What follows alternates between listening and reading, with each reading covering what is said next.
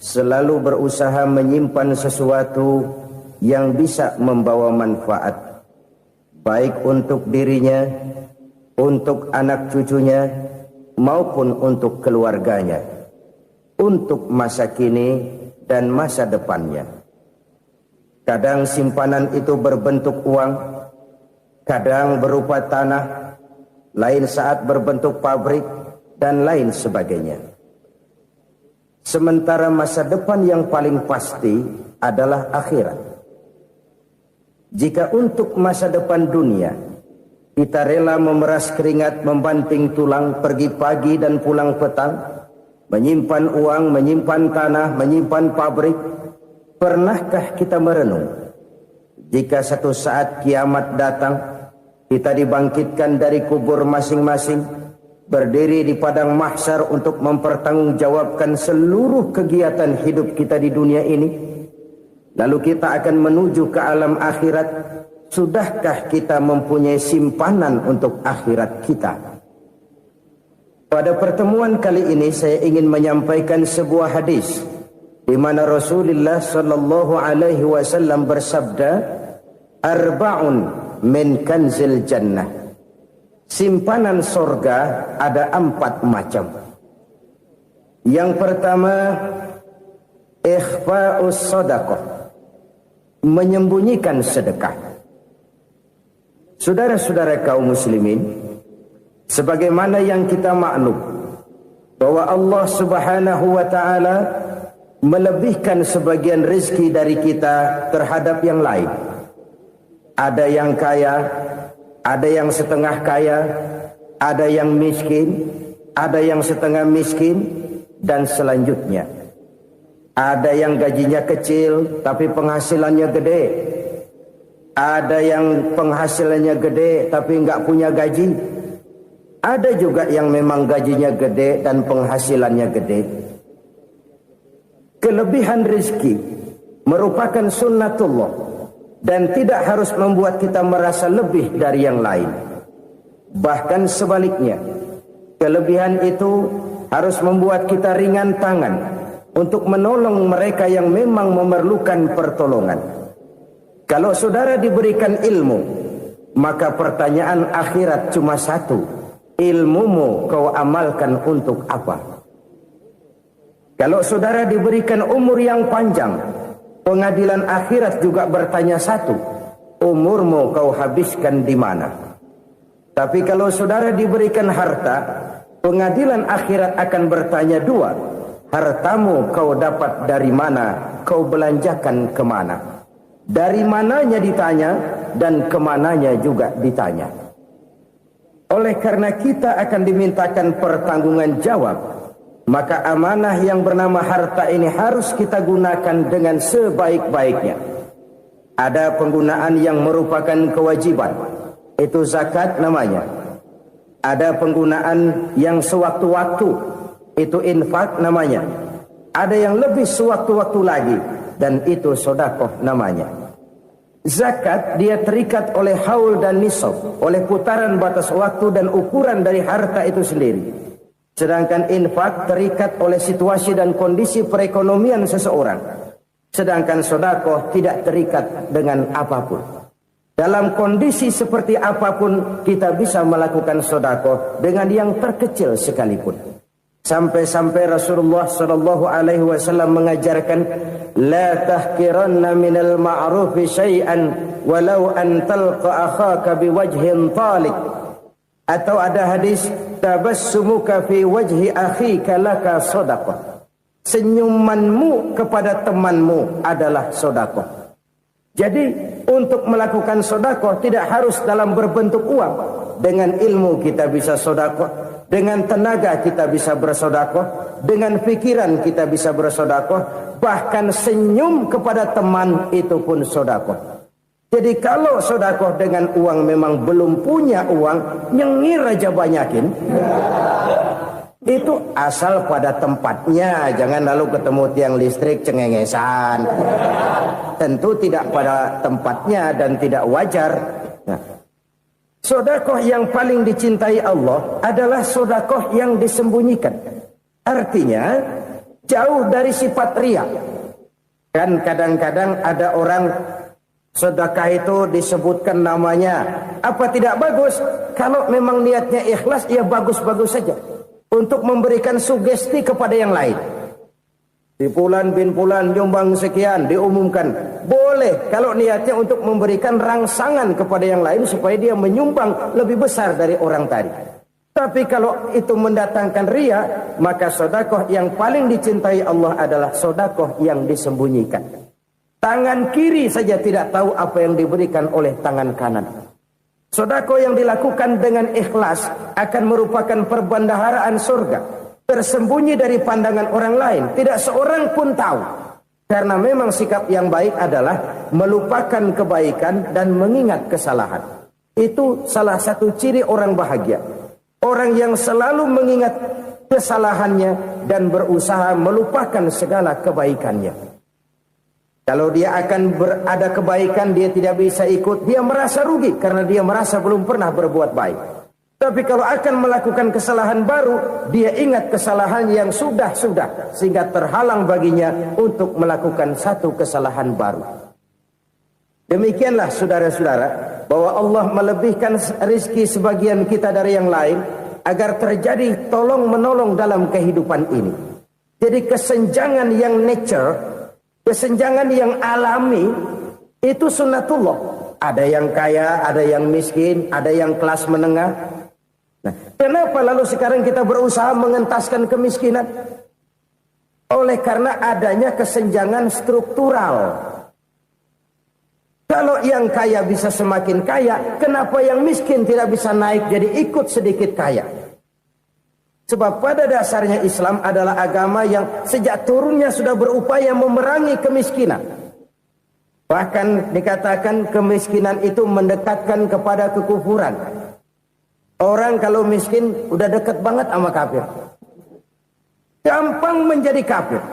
Berapa banyak saudara-saudara kita yang oleh karena soal perut, oleh karena soal materi, terpaksa meninggalkan dan menanggalkan akidahnya. Menjual petunjuk yang diberikan Allah dengan kesenangan dunia yang cuma sebentar ini. Na'udzubillah, summa na'udzubillah. Jadi makin kita sembunyikan satu sedekah, semakin banyak perbendaharaan kita di surga. Sedekah yang paling dicintai Allah adalah sedekah yang disembunyikan. Malahan ada seorang sufi, dia punya kebiasaan kalau pergi sholat Jumat dia bawa uang, itu uang dia taruh di bawah tikar masjid. Dia niat sedekah kepada siapa saja yang nemuin itu duit. Maksudnya apa? Supaya yang nemuin nggak tahu siapa yang punya duit. Demikian dia saking ingin menyembunyikan sedekahnya. Karena sifat riya itu bisa memakan amal kita sendiri. Riya itu termasuk menyebut-nyebut kebaikan kita. Orang yang suka nepuk dada, sedikit-sedikit ngitungnya kalau nggak gua. Tuh kalau nggak gua tuh. Tuh yang belas itu kalau nggak gua, kalau nggak gua. Iya kalau nggak lu kenapa emang? Orang yang suka menepuk jasad. Tuh biasanya memang begitu saudara-saudara. Kalau perang lagi berkecamuk, orang nggak sempat ngaku jadi pahlawan. Tapi begitu perang selesai, yang kagak kenal bedil ngaku pahlawan, mas. Itu sesuatu yang biasa. Oleh karenanya, orang-orang yang ikhlas dalam bersedekah, disembunyikannya sedekah itu, Allah cinta betul. Malahan ada hadis memberikan jaminan, inna sedaqatal mar'il muslimi tazidu fil umri wa tadfa'u mitatas su'i. Sesungguhnya sedekahnya seorang mukmin tazidu fil umri, bisa menambah umur panjang. Wa tadfa'u mitatas su'i, dan menyelamatkan manusia dari mati secara su'ul khatimah. Jadi siapa yang kepengen panjang umur, banyaklah sedekah. Yang bosan hidup, pelit terus. Sedekah menambah panjang umur dan menyelamatkan manusia dari mati secara su'ul khatimah. Pak, katanya umur itu nggak bisa ditambah, nggak bisa dikurangin. Kapan? Kalau ajal sudah datang. Wa idza jaa ajaluhum la yastakhiruna sa'atan wa la yastaqdimun. Kalau ajal datang tidak bisa dimajukan, tidak bisa dimundurkan. Itu kalau ajal sudah datang. Tidak bisa lagi umur ditambah dikurangi, sudah datang. Tapi kalau belum datang, itu kan haknya Allah. Mau ditambah, mau dikurangi, hak prerogatif Allah. Sebagai pencipta manusia, Allah maha kuasa dan maha mampu. Sedekah ini menambah panjang umur dan menyelamatkan manusia dari mati secara su'ul khatimah. Orang mati kan sama ya, kondisinya mati, nggak nafas. Tapi hakikat mati kan lain-lain. Ada yang mati itu husnul khatimah, baik akhirnya. Misalnya lagi ngaji mati, lagi sholat mati, lagi sedekah mati. Ini yang dinamakan dengan husnul khatimah, baik di akhirnya. Sebaliknya ada yang su'ul khatimah, jelek di akhirnya. Ini yang jadi catatan akhir. Lagi nyekek botol, mampus. Lagi banting kartu, modar. Su'ul khatimah, jelek pada akhirnya. Sedekah menyelamatkan manusia dari mati secara su'ul khatimah. Dan kita semua kepengen mendapat husnul khatimah, jauh dari su'ul khatimah. Oleh sebab itu yang bisa menyelamatkan kita dari penyakit itu antara lain adalah sedekah yang disembunyikan. Yang dikerjakan dengan ikhlas karena Allah. Tidak karena kepengen dipuji orang, tidak karena ingin dikatakan orang pemurah, sebab orang dermawan itu orang yang memberi tanpa harus diminta. Kalau masih harus diminta, ya belum dermawan namanya, masih harus diminta. Kalau nggak diminta ya tulus, lolos, polos. Saudara-saudara kaum muslimin rahimakumullah. Harta adalah amanat dan akan kita pertanggungjawabkan. Allah melebihkan rizki sebagian kita dari yang lain agar kita saling tolong menolong, bantu membantu. Nabi janjikan siapa yang meringankan beban saudaranya muslim di dunia, Allah akan meringankan bebannya di akhirat nanti. Sebuah jaminan dari baginda Nabi. Si orang yang kita bantu barangkali tidak bisa membalas, Allah yang akan membalas lewat jalan lain yang tidak pernah kita sangka-sangka. Ada orang tanya, Pak, ini ada orang nyumbang masjid sambil marah-marah, gimana? Saya bilang sumbangannya aja ambil, marahnya jangan. Marahnya jangan diambil, itu urusan dia. Saudara-saudara kaum muslimin rahimakumullah. Umat Islam ini kan umat yang punya potensi besar. Kadang kita merenung, kenapa kadang-kadang pembangunan masjid kok lambat sekali? Kalau hotel hari ini peletakan pertama, bulan depan peresmian. Supermarket hari ini peletakan batu pertama, minggu depan peresmian. Tapi kalau sudah yang namanya masjid, kadang-kadang peletakan batu pertama sekaligus jadi batu terakhir. 3 tahun, 4 tahun, campur nebar jalak di jalanan. Duit dijaring kayak ikan sepat. Apa tidak ada orang Islam yang kaya? Banyak. Apa tidak ada pengusaha muslim yang jadi konglomerat? Ada. Lalu yang belum banyak itu yang komit terhadap nilai-nilai agamanya. Akhirnya kita jatuh jadi umat yang lemah. Belum ada pengusaha konglomerat muslim buka pabrik supermi cap bedug misalnya umpamanya atau pabrik kecap cap sorban supaya identitas keislamannya sedikit kelihatan. Kita jatuh jadi umat yang lemah karena potensi tidak terinventarisir dengan baik. Kita ini ibarat kompor yang cuma matengin nasi orang lain. Potensi kita dimanfaatkan oleh orang lain. Ukhuwah Islamiyah kita baru terbatas kepada silaturahmi. Ukhuwah di bidang ekonomi kita lemah. Ukhuwah di bidang kebudayaan kita lemah. Apalagi ukhuwah di bidang politik kita lebih rapuh lagi. Padahal ukhuwah itu adalah totalitas kehidupan manusia. Menyangkut ipolek sosbud. Memerlukan nilai-nilai ukhuwah. Jadi oleh karena itu mari kita menyadari. Di dalam harta kita, walaupun kita yang cari, pergi pagi, pulang sore, peras keringat, banting tulang, di sana ada harta anak yatim. Di sana ada hak masjid. Di sana ada hak pesantren, di sana ada hak jihad. Berbahagialah seseorang apabila dia oleh Allah dijadikan keran. Keran itu menyimpan air, tapi tidak untuk dirinya, tapi disalurkannya kepada mereka yang memang memerlukannya. Saudara-saudara kaum muslimin rahimakumullah, ini yang pertama. Jadi perbendaharaan surga adalah menyembunyikan sedekah.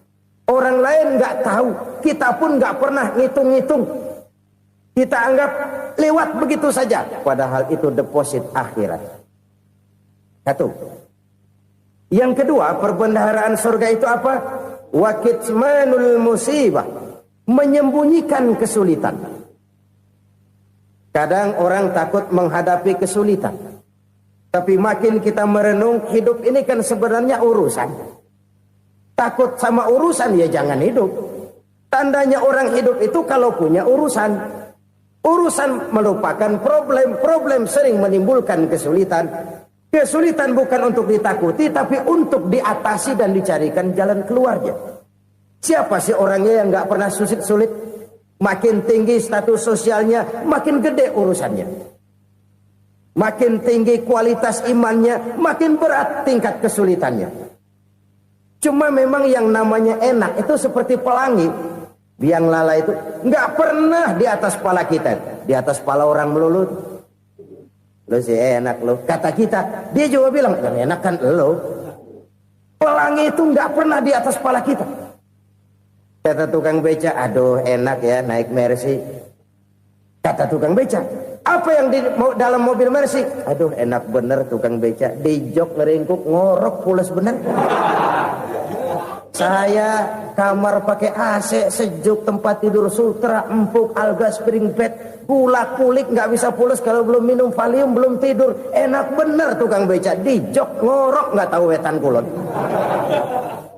Si tukang beca bilang yang di Mercy enak, yang di Mercy bilang tukang beca enak. Inilah enak, nggak pernah di atas kepala kita, di atas kepala orang lain melulu enak itu. Nah, saudara-saudara, yang merupakan perbendaharaan surga itu orang yang bisa menyembunyikan kesulitan, baik pribadi ataupun rumah tangga. Nih terutama rumah tangga yang jadi soalnya. Kadang-kadang kita ini kalau senang, sebaliknya kalau senang kita diam, kalem aja, cuek. Banyak banget duit kita bawaan, diam aja udah. Malah ketemu orang takut. Tapi begitu susah, sekampung tahu. Padahal Nabi mengajarkan perbendaharaan surga itu menyembunyikan musibah, menyembunyikan kesulitan. Kalau enak, cerita sama orang-orang. Kalau nggak enak, rasain sendiri, tekan sendiri, atasin sendiri. Kita kan sebaliknya. Senang kita diam, asal lagi susah, paling tidak kita nyari teman buat cerita kesusahan. Siapa orangnya yang nggak pernah susah? Cuma soalnya bagaimana kita mengatasi kesusahan itu sendiri.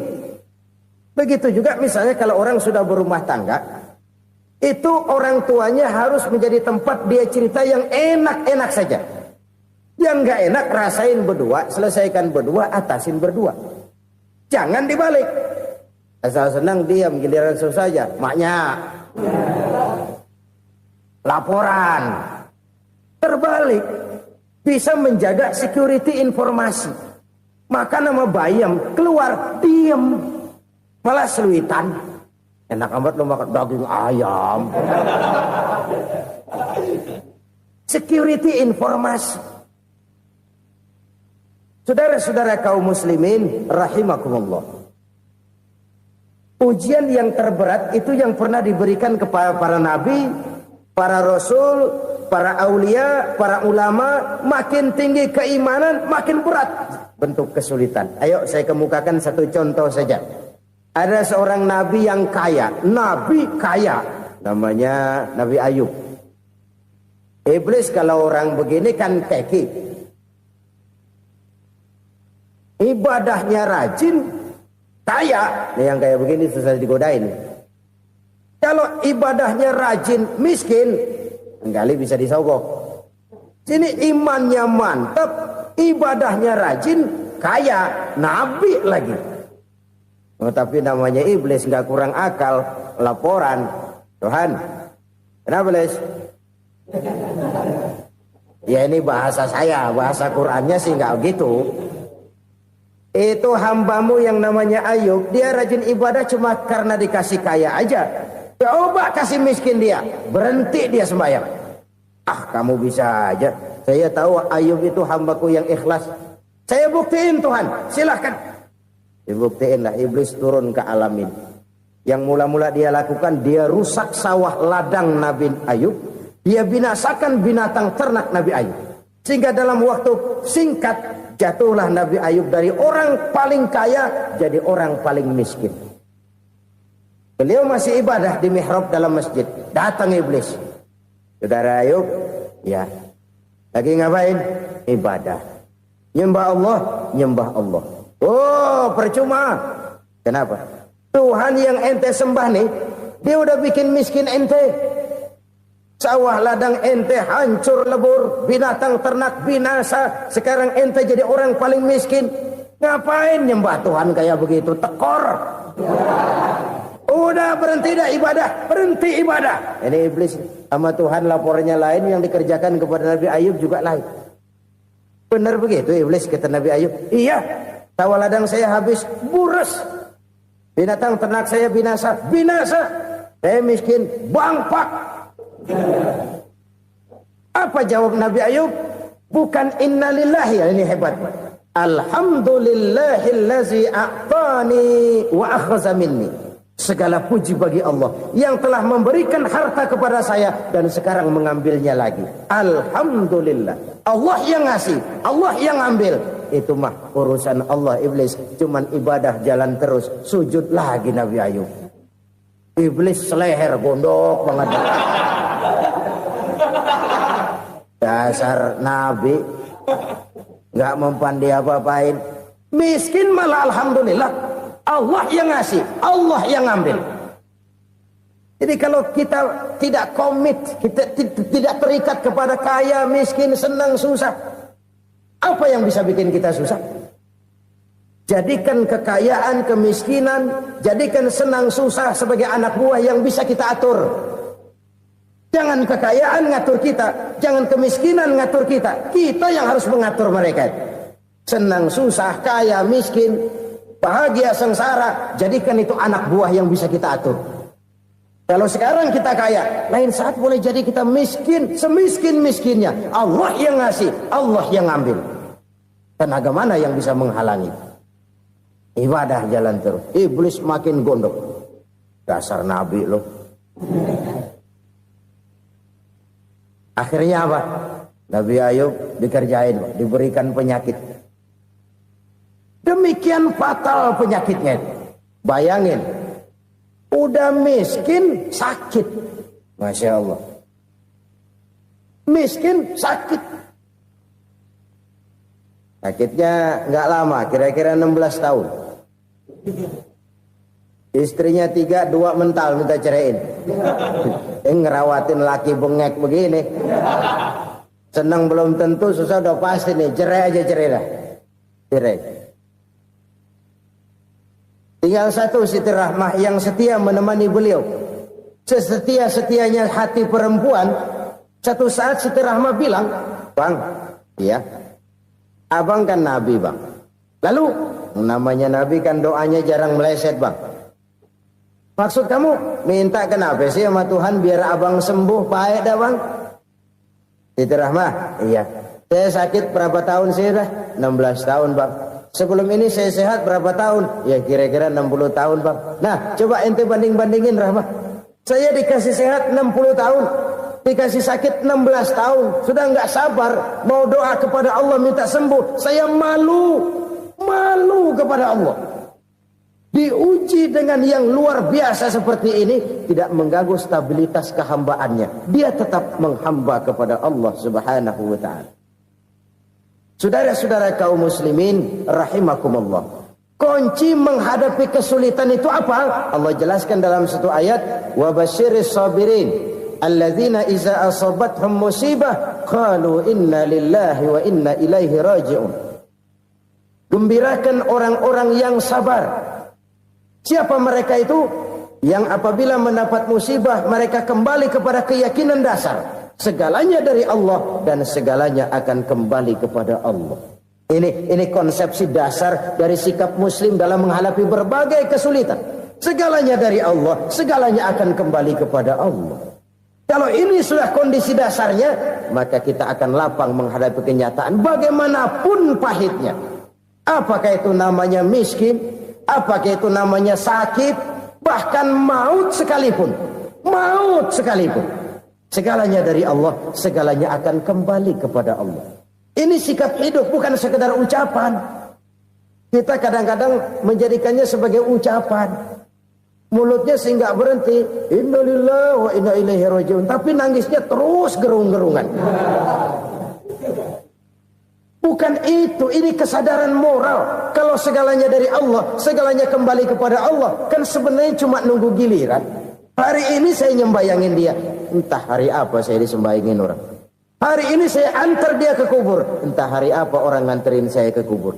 Hari ini saya tahlilkan dia, entah nanti kapan orang tahlilkan saya. Segalanya dari Allah, segalanya akan kembali juga kepada Allah.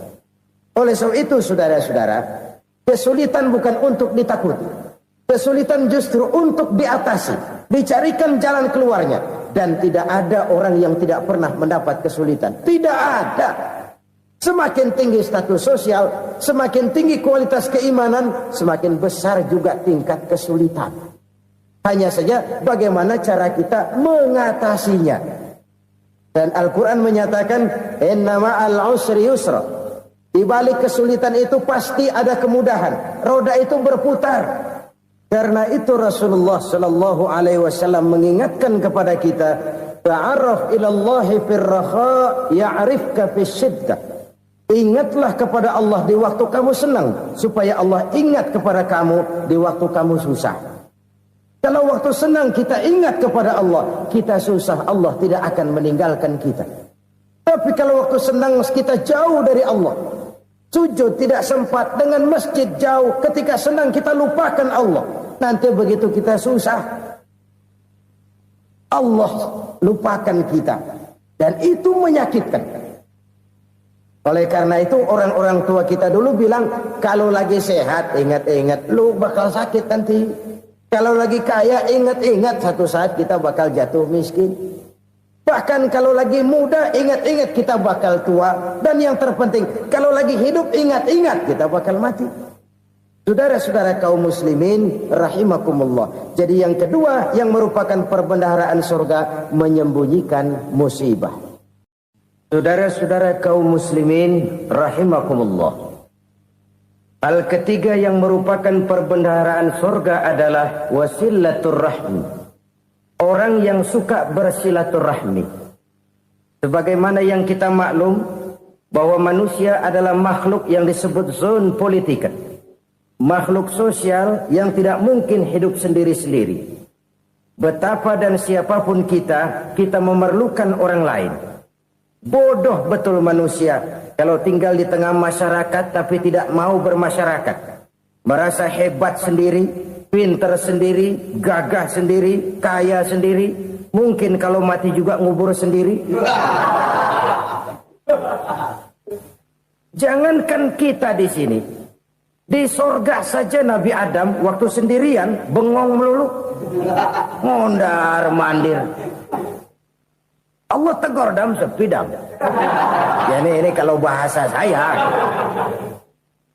Iya Tuhan sepi ini nggak ada coret-corekan pisan ini. Diciptakan Siti Hawa baru anteng Nabi Adam. Itu di surga. Cobalah. Umpamanya saudara tinggal di Jakarta nih. Kayak bener. Apaan aja di Jakarta punya saudara dah. Jembatan Semanggi ambil. Monas buntel bawa pulang. Hotel-hotel ambil semua. Cuman tinggal di Jakarta sendirian, apa enaknya? Betapa dan siapapun kita perlu orang lain. Tidak ada seorang pun yang bisa memenuhi kebutuhan hidupnya secara sendiri-sendiri. Nah, Islam telah menyelamatkan manusia dari ras diskriminasi. Mengikat manusia dengan persaudaraan yang berlandaskan kepada akidah. Karena itu dianjurkan bersilaturahmi.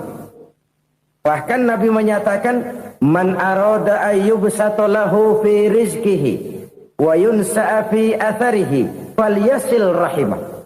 Siapa yang kepengen diluaskan rezekinya dan dipanjangkan usianya, banyaklah ia bersilaturahmi. Siapa yang kepengen dimudahkan rezekinya, hendaknya ia banyak bersilaturahmi. Kalau banyak teman, kesulitan kan paling tidak ada tempat cerita. Udah susah, sendirian kita pikirin diri, nggak ada tempat tukar pikiran. Cepet banget sama bengek. Dilawan sendiri. Nah, secara makro kita bisa berkata, tidak mungkin ada kemenangan kalau tidak ada kekuatan. Tidak ada kekuatan kalau tidak ada kesatuan dan persatuan. Tidak mungkin ada kesatuan dan persatuan tanpa semangat silaturahmi. Kalau umat Islam mau menang, dia harus kuat. Kalau umat Islam mau kuat, dia harus bersatu. Kalau umat Islam mau bersatu, dia harus membudayakan silaturahmi ini. Bahkan sampai-sampai kata Nabi, kalau bisa cari nilai tambah. Apa? Silman qata'ak. Bersilaturahmilah kau kepada orang yang marah denganmu. Masya Allah, indahnya ajaran agama kita. Orang yang marah pun kepada kita, kata Nabi, kalau bisa bersilaturahmilah kepadanya, kepada orang yang marah itu. Di situ nilai tambah. Cuman jujur nih hadis, ngucapinnya gampang, ngamalinnya yang berat banget. Orang marah sama kita, kita disuruh silaturahmi, ada apa malu? Lu marah, ada gua marahan lagi, tunggu pikirin. Saudara-saudara kaum muslimin rahimakumullah. Tapi ini yang diajarkan, bahkan ini yang dicontohkan oleh baginda Rasul.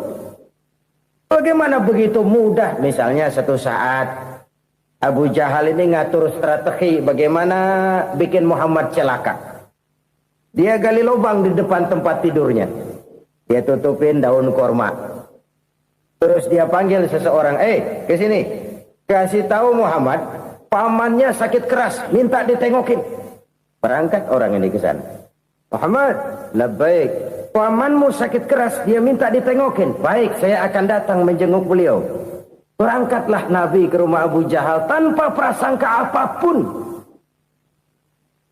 Abu Jahal udah pasang setil, selimut 3 rangkap setengah dia pakai. Persis kayak orang meriang. Tapi sembari ngintip dari balik selimut. Begitu Muhammad buka pintu, nah masuk perangkap nih. Muhammad jalan menuju tempat pembaringan.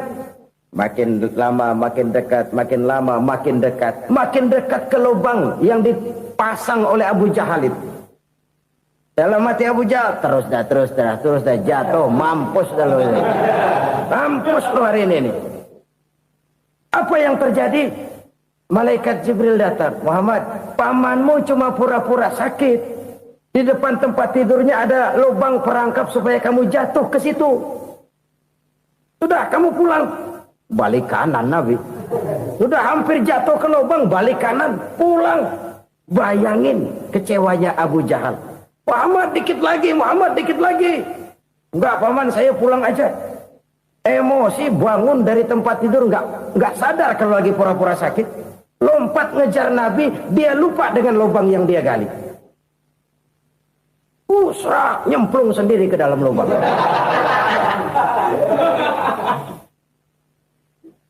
Nabi terus berlalu. Ini terjadi keanehan. Jatuh ke lubang yang dia gali itu sebenarnya nggak terlalu dalam ya, antara 3-4 meteran lah. Tolong saya jatuh ke lubang ini. Datanglah pelayan-pelayannya itu. Angkat saya dari sini. Oh, yang ngulurin tambang. Satu gulung, belum juga nyampe itu tambah. Kurang, beli lagi ke warung. Sambung, ulur lagi, nggak juga bisa sampai. Wah, ini kerjaan Muhammad ini. Tolong, siapa salah seorang kamu ke rumah Muhammad, kasih tahu encangnya kecebur. Minta ditolongin. Sampaikan kepada Rasul.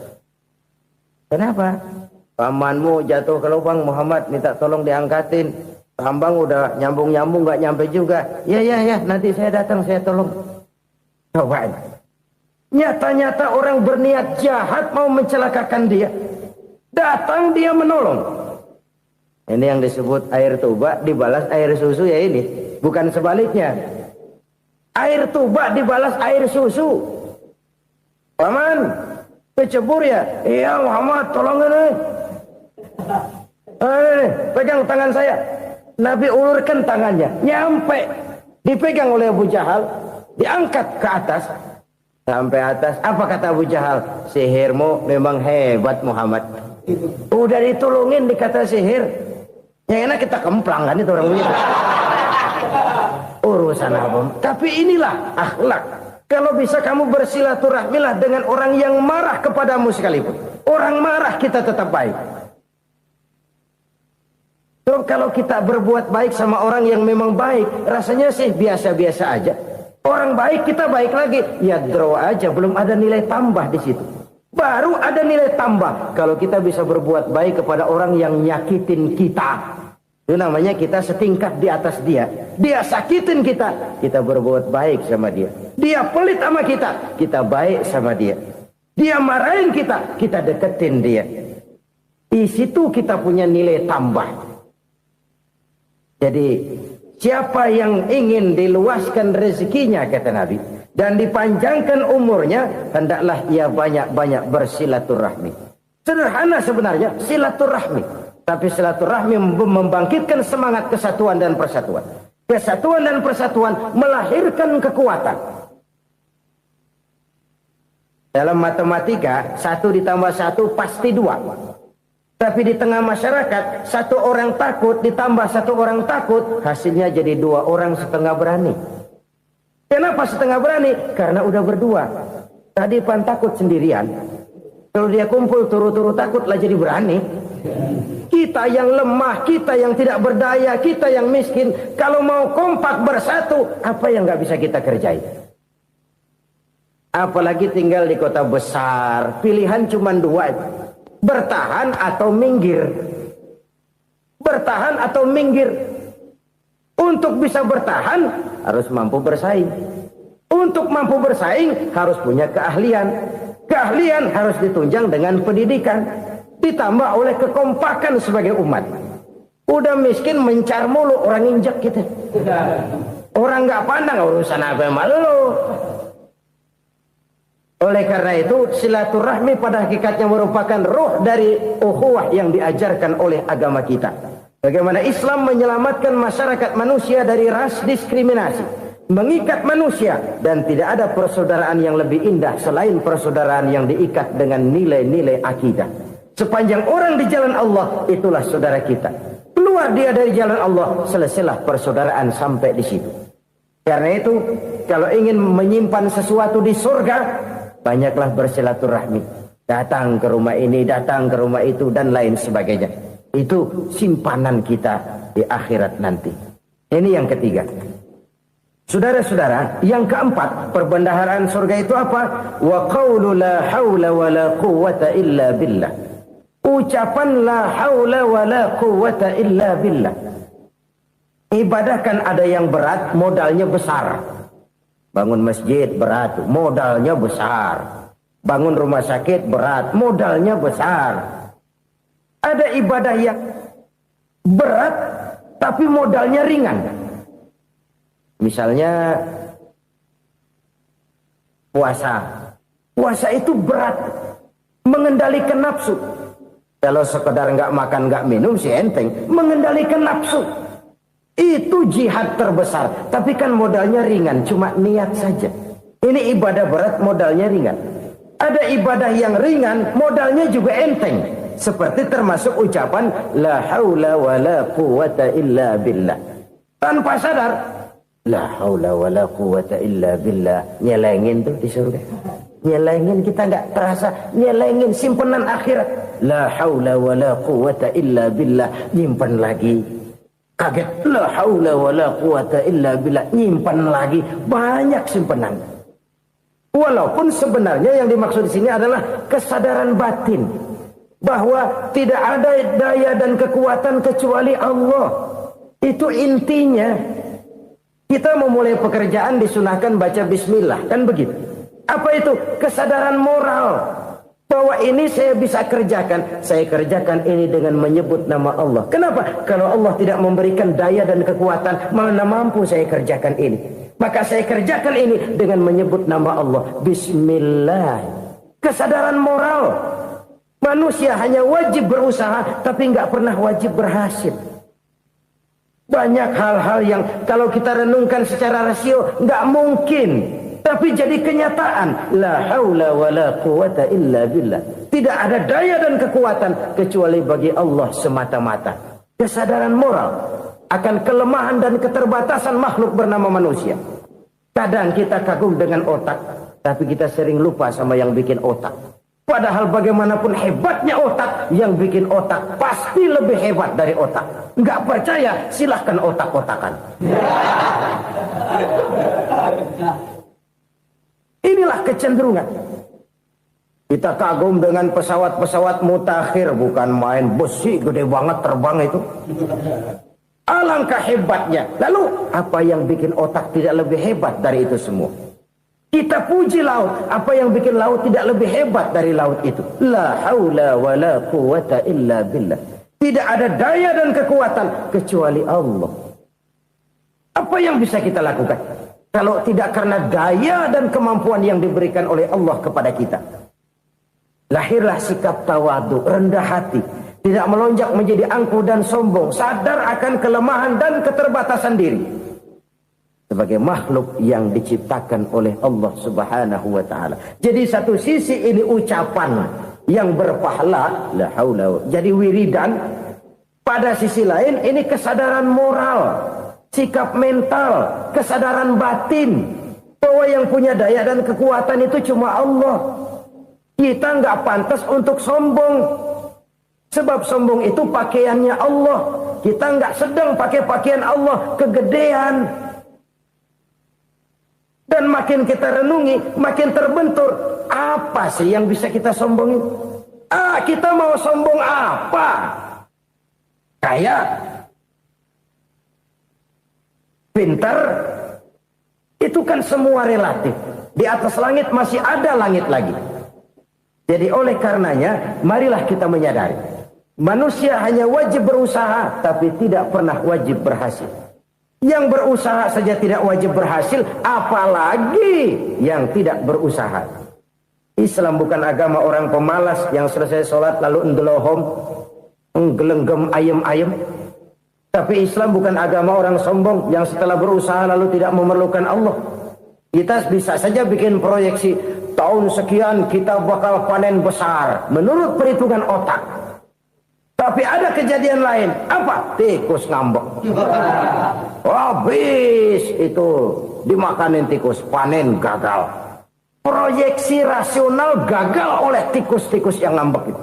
Bisa saja terjadi. Tahun depan kita panen besar, urung. Kenapa? Musim panas panjang. Dan sekarang ini koran-koran bikin berita musim mengalami penyelewengan. Bukan cuma manusia yang nyeleweng sekarang. Musim pakai nyeleweng. Mestinya kan musim hujan udah selesai. Masih hujan-hujan juga. Musim. Nah sekarang kita boleh bikin proyeksi. Kita bakal panen besar. Tahu-tahu musim panas panjang. Sawah retak, air kering. Cari teknokrat yang paling botak. Suruh pendekin tuh musim panas. La haula wa la quwata illa billah. Inilah kesadaran moral. Saudara, saya teringat satu saat ada seorang konglomerat. Umurnya ya kira-kira 70-an. Satu saat dia ditanya oleh wartawan, "Pak, umur Bapak berapa sih?" "Ya paling 10 tahun." 10 tahun? 10 tahun? Anak Bapak berapa orang? Satu saja? Satu. Harta Bapak berapa? Ya paling-paling bangsa 7 juta kali. 7 juta? Iya. Pak, kenapa Bapak bohongi saya? Bapak punya buku biografi. Koran-koran, majalah-majalah banyak memuat cerita riwayat hidup Bapak. Saya tahu umur Bapak 70. Kenapa bilang cuma 7 tahun? Saya tahu anak Bapak 8. Kenapa cuma bilang 1? Saya tahu harta bapak miliaran, mungkin triliunan, pabrik di mana-mana, bank di mana-mana. Kenapa bilang uang bapak cuma 7 juta? Nah, kata si konglomerat tadi, kamu benar nak, kamu benar. Umur saya kalau jumlahnya memang 70 nak. Cuman ingat-ingat saya, baru 7 tahun terakhir ini saya sujud. Baru 7 tahun terakhir ini saya berusaha dekat dengan Allah. Saya laksanakan perintahnya, saya jauhi larangannya. 7 tahun inilah rasanya yang ada nilainya di hadapan Allah. Yang 63 tahun matong, kelabu, kelam umur gue. Habis untuk maksiat, untuk munkarat. Maka ketika ditanya tadi, umur saya 7 tahun itu. Oh begitu Pak. Oh iya. Lalu anak Pak. Anak bapak kan 8. Kenapa bilang cuma 1? Nah, kalau jumlah hitungannya memang anak saya 8. Tapi dari 8 orang ini rasanya cuma 1 nih. Yang bakal jadi buah hati, belahan jantung. Pelanjut cerita, penerus sejarah. Bakal jadi anak soleh yang akan mendoakan saya. Cuma 1 rasanya anak saya ini yang bakal jadi buah hati saya. Besar-besaran saya. Yang akan mendoakan di kubur saya. Yang akan mendoakan di akhirat saya. Yang 7 orang mana, Masya Allah, yang atu tenggeng, yang atu nyekek botol mulu, yang atu nggak karu-karuan. Makanya saya bilang 1 anak saya yang akan bisa mendoakan saya. Oh begitu Pak. Iya. Nah harta Pak, harta bapak kan triliunan, pabrik bapak di mana-mana, uang bapak hampir di tiap bank-bank besar. Kenapa bilang cuma 7 juta? Betul kau nak. Harta saya kalau jumlahnya memang miliaran, triliunan mungkin. Tapi yang saya ingat baru 7 juta tuh yang saya belanjakan di jalan Allah. Saya nyumbang masjid, saya santuni yatim piatu, saya bantu pembangunan pesantren, saya bantu pembangunan rumah sakit Islam. Itu yang akan saya bawa pulang ke akhirat, yang 7 juta itu. Yang triliunan itu nanti akan diperebutkan oleh anak-anak saya sebagai waris saya.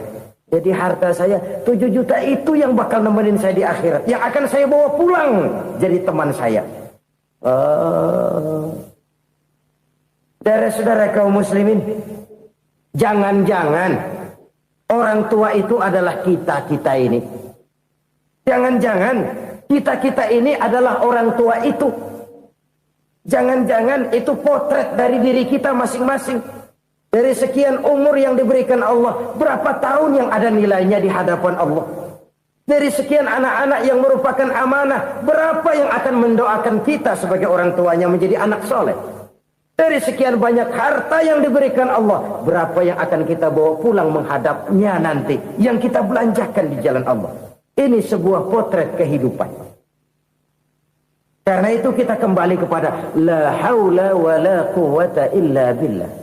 Kita wajib berusaha, kita wajib berikhtiar. Selebihnya, segala daya dan kekuatan hanya milik Allah saja semata-mata. Satu kesadaran batin dari setiap pribadi muslim. Setelah ia berusaha dan berikhtiar, ia menyerahkannya kepada Allah Subhanahu wa ta'ala. Jadi, satu sisi ini merupakan wiridan ucapan yang mengandung pahala. Pada sisi lain, ini merupakan sikap batin dari seorang muslim di dalam ia menghadapi realitas kehidupan ini. Saudara-saudara kaum muslimin, rahimakumullah. Kalau ini kita jadikan satu basis kehidupan, maka ini akan menyelamatkan manusia dari kemungkinan tergelincir menjadi orang yang lupa diri dan lupa darat. Sebab itu Imamul Ghazali berpesan, jadidis safinah fa innal bahra amiq wa khuziz zad fa inna safara ba'id wa khaffifil hamla fa innal hamla sadid. Perbarui selalu kapalmu karena lautan sangat dalam. Bawa bekal yang banyak karena perjalanan ini sangat jauh. Ringankan beban karena kebanyakan beban akan menyakitkan. Alangkah indah kalimat ini, alangkah dalam makna yang terkandung di sana.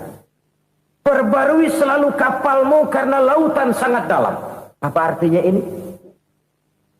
Jaga mentalmu baik-baik. Pelihara imanmu baik-baik karena hidup penuh cobaan seperti lautan. Kita kalau berlayar di lautan kan kadang-kadang tenang, angin bertiup sepoi-sepoi basah. Jika malam datang bintang gemintang bertabur menghias cakrawala. Rembulan memantulkan sinarnya dengan indah. Dalam keadaan begitu berlayar enak. Tapi lain saat ombak menggunung, halilintar menyambar, angin topan bertiup. Berapa banyak sudah saudara-saudara kita yang tenggelam di lautan dunia tanpa sadar bahwa dia belum sampai kepada pantai yang akan dituju. Berapa banyak sudah saudara-saudara kita yang tenggelam di lautan dunia ini tanpa sempat bangkit lagi. Dia menyangka sudah sampai kepada tujuannya.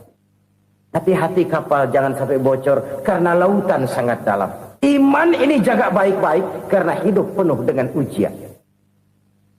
Wa khuzizat fa inna safar ba'id.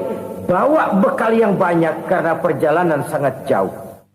Saudara mau ke Bandung, bawa duit. Saudara mau ke Surabaya, banyakan lagi duitnya. Saudara mau ke Mekah, gepokan, iketan tuh duit nggak lembaran lagi. Makin jauh perjalanan, makin banyak bekal yang harus kita bawa. Kalau saudara dari Jakarta mau ke Surabaya, kagak bawa duit berangkat juga, itu sih bukan berani namanya, nekat. Sampai Surabaya belum tentu, sengsara di jalan udah pasti. Kenapa? Nggak bawa bekal berangkat. Sama juga kita nih, misalnya belum sempat sembahyang, mati. Waduh, berani banget orang. Belum punya bekal, mati. Sengsara di jalan. Atau bekal tidak cukup. Dari Jakarta saudara mau ke Surabaya, bawa duit 500 perak. Paling jauh Cikampek nyampenya itu. Paling jauh itu. Antara jauhnya perjalanan dengan bekal yang saudara bawa tidak seimbang. Hidup ini perjalanan panjang. A walking tour. Dimulai dari alam arwah. Sebelum jasad diciptakan, roh diciptakan lebih dulu. Dari situ pindah ke alam rahim. Dari alam rahim pindah ke alam dunia. Dari alam dunia pindah ke alam barzah. Baru menuju akhirat. Satu perjalanan panjang. Kalau bekal tidak bawa, sengsara di jalan. Bawa bekal yang banyak karena perjalanan ini sangat jauh. Wa khaffifil hamla, ringankan beban karena beban itu cuma akan menyulitkan. Kalau bekal itu sih keperluan, tapi beban nggak kita perluin, cuma ngeberat-ngeberatin.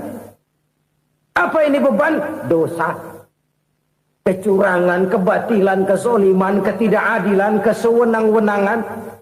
Itu akan jadi beban kita di akhirat. Alangkah celakanya, perjalanan panjang, bekal tidak bawa, beban kelewat banyak, alamat sengsara di jalan. Pahala tidak ada, dosa berlipat ganda. Na'udzubillah, summa na'udzubillah. Kalau kita rangkum nasihat Al-Ghazali dengan kisah si konglomerat tadi, kita akan mengambil kesimpulan. Pertama, bekal terbaik dalam menghadapi gejolak kehidupan ini tidak lain adalah iman. Yang kedua, pahala dan dosa. Dua hal kontroversial. Pahala adalah bekal, dosa adalah beban. Tapi kita sekarang kan tidak begitu terangsang kepada yang abstrak. Orang berlomba mencari yang konkret-konkret saja. Yang real. Kalau memang dosa, benjol dong. Kira-kira begitu. Kira-kira begitu. Persis orang Yahudi dulu. Orang Yahudi itu kan pernah minta kepada Nabi Musa. Ya Musa, lan nu'mina laka hatta narallaha jahrah. Musa, kami nggak bakal mau beriman kepada Allah kalau belum kami lihat Allah ada nongkrong di depan kami. Kalau memang Tuhan ada, taruh dong di depan kami. Mau yang konkret-konkret saja. Kalau memang dosa, benjol dong. Kalau memang pahala, berasa dong. Orang terangsang kepada yang real, yang konkret-konkret saja. Karena itu, untuk mengejar dosa, orang mau bayar. Tapi untuk mengejar pahala, walaupun tidak bayar, orang segan. Ini yang dikatakan oleh Nabi, kamu mengharapkan ke surga, tapi kamu berat melaksanakan sesuatu yang bisa membawa kamu ke surga. Kamu ingin jauh dari neraka, tapi tiap saat kamu lakukan perbuatan-perbuatan yang justru menjerumuskan kamu ke neraka. Idda'aitum an-najata minan nar wa ramaitum fiha anfusakum. Kamu ingin selamat dari neraka, tapi kamu lemparkan diri kamu ke neraka. Kamu ingin masuk surga, tapi berat sekali kamu melakukan perbuatan-perbuatan yang bisa menyampaikan kamu di surga. Saudara-saudara kaum muslimin rahimakumullah. Jadi hal keempat yang merupakan perbendaharaan surga adalah la haula wa la quwata illa billah. Satu sisi ini merupakan ucapan yang memperberat timbangan akhirat. Pada sisi lain ini merupakan sikap hidup seorang muslim. Kesadaran batin yang sangat dalam bahwa tidak ada daya dan kekuatan kecuali Allah. Dan itu kita simbolkan pada saat memulai pekerjaan dengan Bismillah. Dengan menyebut nama Allah. Satu kesadaran moral. Saya hanya bisa melakukan ini karena diberikan daya dan kekuatan oleh Allah. Lahirlah sikap tawadu, rendah hati, tidak melonjak menjadi angkuh dan sombong. Saudara-saudara, sampai sini dulu jumpa kita kali ini. Semoga 4 perbendaharaan surga ini dapat kita lakukan, yang kelak akan merupakan bekal kita di kemudian hari nanti. Amin ya rabbal alamin. Bapak-bapak, ibu-ibu, saudara-saudara kaum muslimin rahimakumullah. Di dalam kehidupan kita sebagai seorang muslim, minimal 5 kali dalam sehari semalam kita mendengar seruan untuk mendirikan solat yang disebut azan. Ada kalimat menarik di dalam kalimat azan itu, yakni seruan hayya 'alal falah, marilah menuju kepada keberuntungan, marilah meraih kemenangan. Seruan ini adalah kecenderungan dari setiap manusia, apapun warna kulitnya. Artinya, setiap orang dalam hidup selalu ingin meraih dan mencari kemenangan.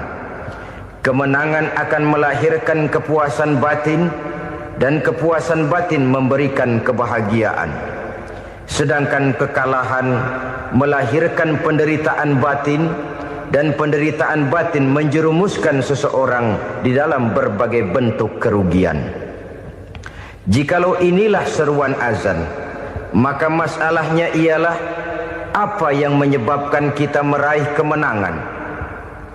Al-Quranul Karim memberikan tuntunan dan ajaran kepada kita bahwa orang-orang yang memperoleh kemenangan itu tidak lain adalah orang-orang yang bertakwa. Hanyalah mereka yang bertakwa kepada Allah Subhanahu wa ta'ala pada akhirnya akan tampil sebagai pemenang. Lalu siapa orang yang bertakwa itu?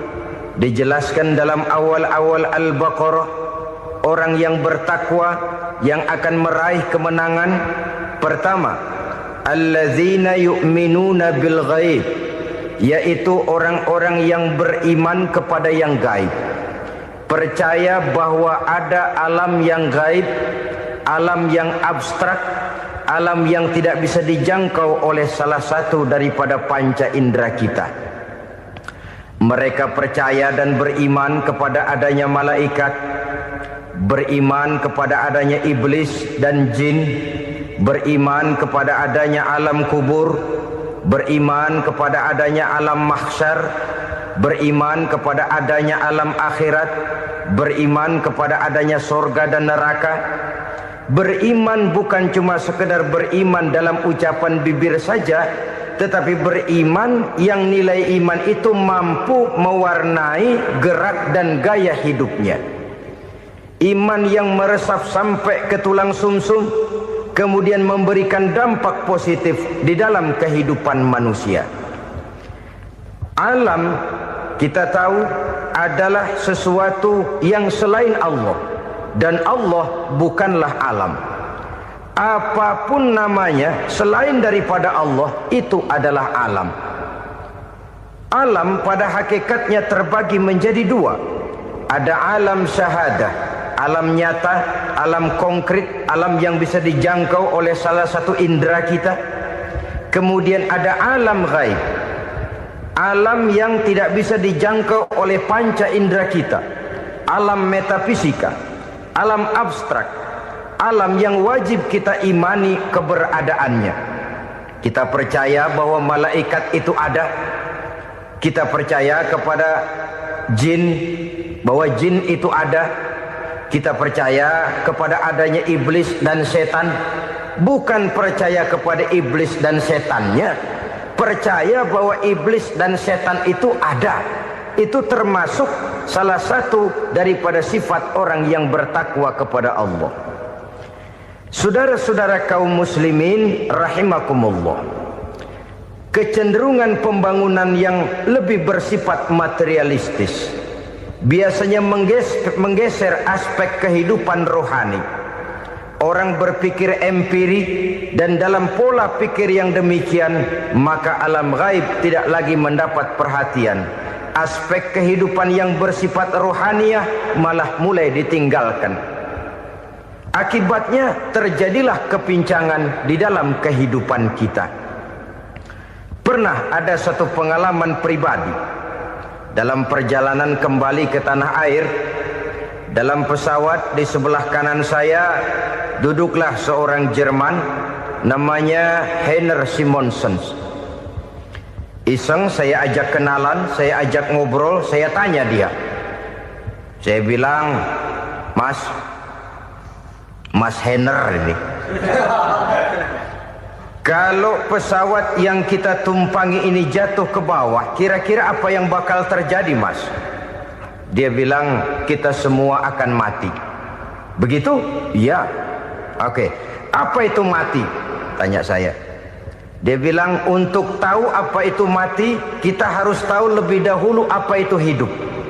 Saya pikir nih bule bisa ngomong juga. Baiklah kata saya. Apa hidup menurut Anda itu? Oh, hidup itu dia bilang, kalau seluruh anggota badan kita bekerja secara normal, paru-paru memompa darah secara normal, jantung berdetak secara normal, sel-sel tubuh bekerja secara fit, dan organisme tubuh hanya mau bekerja secara normal, dia bilang, kalau kita memberi makan yang cukup, menu yang teratur, dan gizi yang lengkap. Saya bilang, kesimpulannya apa, Ner? Dia jawab, hidup adalah dari tangan ke mulut. Life is from the hand to the mouth, kata dia. Hidup adalah dari tangan ke mulut. Jadi masalah hidup tidak lebih daripada masalah isi perut. Orang pergi pagi, pulang sore, peras keringat, banting tulang, perut yang dibelain. Saya bilang, you are wrong. Sampean salah, Ner. Kamu orang Islam bukan? Bukan. Pantas. Kenapa saya salah? Dia bilang, ya jelas salah. Salahnya di mana? Kamu ini manusia. Kalau hidup cuma dari tangan ke mulut, saya bilang, kambing di kampung saya juga begitu pikirannya, Ner. Itu kambing di kampung saya, asal perutnya kenyang, sudah hidup dia. Perkara besok bagaimana, lusa prospeknya macam mana, bulan depan ada apa, kambing nggak pernah mikir. Di kampung saya kambing juga pikirannya begitu. Kamu Kristen ya? Tadinya. Loh kok tadinya, lalu apa sekarang kamu ini? Dia bilang, sekarang saya netral.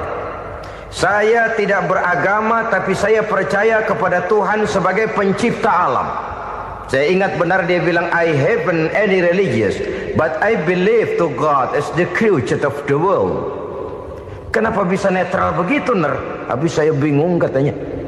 Islam bilang Islam baik, Kristen bilang Kristen baik, Hindu Buddha bilang Hindu Buddha baik, semua agama baik. Saya netral sekalian, nggak beragama. Yang penting saya percaya kepada Tuhan. Saya bilang, Ner, kamu ini kayak orang mau beli celana, lalu bingung. Yang satu bilang Levi's bagus, yang satu bilang Blue Jean hebat, yang satu bilang Wool England hebat. Celana ini hebat, celana itu bagus, celana ini hebat. Semua celana bagus, kamu bingung. Akhirnya netral, tidak pakai celana. Itu juga salah. Saya pikir-pikir, kemudian saya melihat bahwa dua pola berpikir Heiner ini nampaknya sudah mulai menggejala di lingkungan masyarakat bangsa kita. Disadari atau tidak, secara jujur kita harus berkata, dua pola pemikiran Henner ini mulai berkembang di tengah masyarakat bangsa kita. Pertama, pola pikir materialisme. Hidup adalah dari tangan ke mulut. Masalah hidup tidak lebih masalah isi perut. Itu yang perlu dibela, dan disitulah arti kehidupan. Pergi pagi, pulang sore, peras keringat, banting tulang untuk mempertahankan perut. Kalau sudah kemari cara orang berpikir, maka buat apa percaya kepada yang gaib?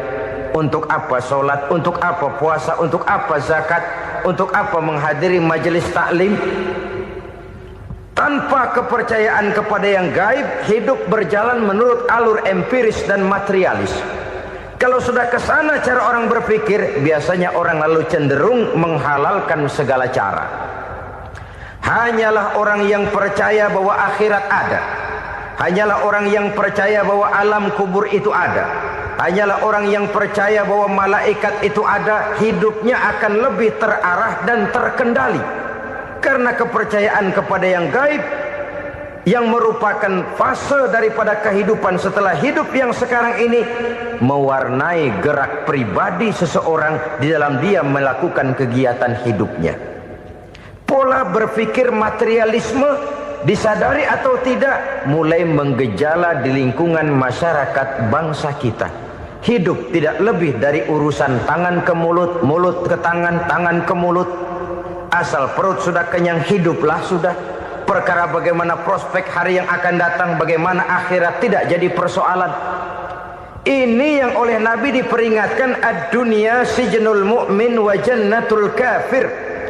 Dunia adalah penjara bagi orang beriman dan surga bagi orang kafir. Dulu di zaman Belanda hadis ini pernah disalah tafsirkan, disalah artikan, digunakan sebagai senjata untuk mengkebiri